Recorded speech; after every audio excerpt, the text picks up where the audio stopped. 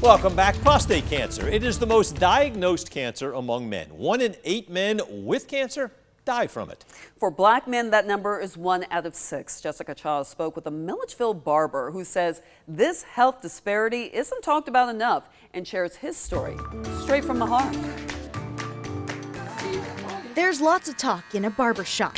Hey, man. And a new topic among the buzz. You had prostate cancer, man? It shocked a lot of people. Freeman's barbershop owner Don Reese says he didn't even know what prostate cancer was. I always been conscious of my health and what I ate. But in 2016, after a routine prostate checkup and a biopsy, He said, you have cancer. I didn't know who to talk to.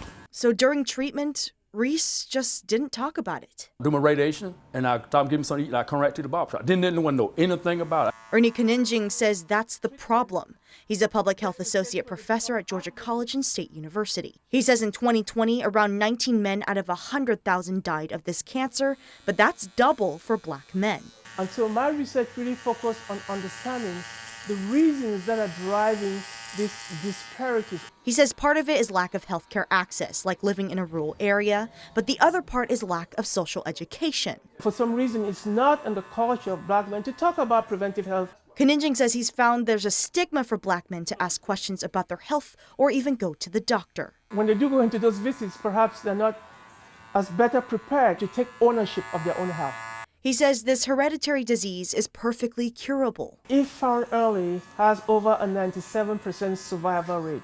We still face this issue of prostate cancer being a silent killer.